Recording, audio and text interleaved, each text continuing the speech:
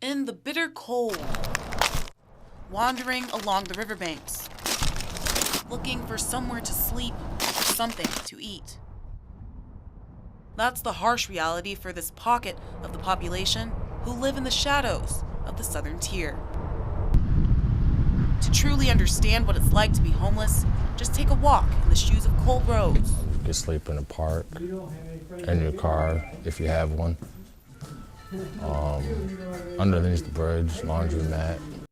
For nearly a decade, the 27-year-old Candor native has lived without a permanent home, in and out of prison and halfway homes. Sometimes he lived with his mom, sometimes on the streets. Yeah. In October 2015, released from his 9th stint in prison, Cole decided he had had enough. Back in my old area, I'd be back in prison, doing drugs again. So instead I come out here, drug-free, alcohol-free. I'm still doing good at it. After completing a post-prison program, Rose found temporary housing at the Volunteers of America. If I didn't have a place like this, I'd live under a bridge. These days, he has made finding a job a full-time job. It's called Snag a Job for Burger King. Rose still needs his GED. He knows it will increase his chances of finding work. Coming up in this environment, it's just not easy. Because every day you wake up thinking you're going to get a job, and then you don't. We do it by the week ending. You might think Eric Conklin's situation is different. They'll have a little thing in there. It's not. I try to stay out of trouble. I try to stay away from negative influences like people that drink or whatever. And I try to be positive. Conklin is volunteering at the Salvation Army until he finds a job.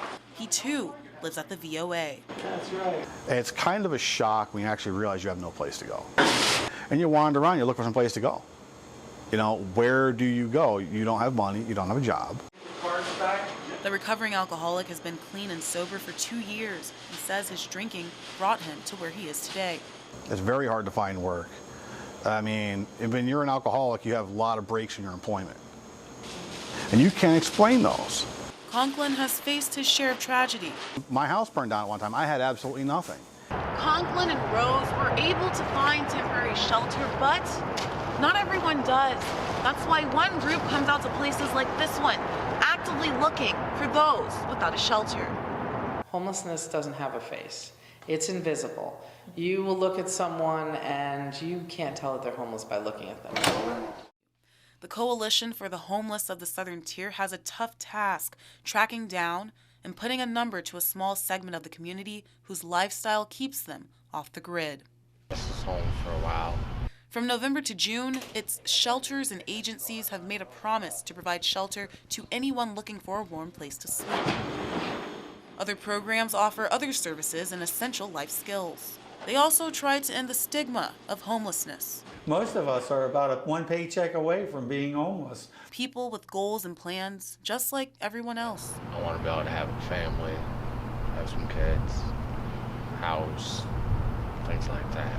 Cole Rose and Eric Conklin, 2 men trying to bounce back and pave a life from out of the shadows.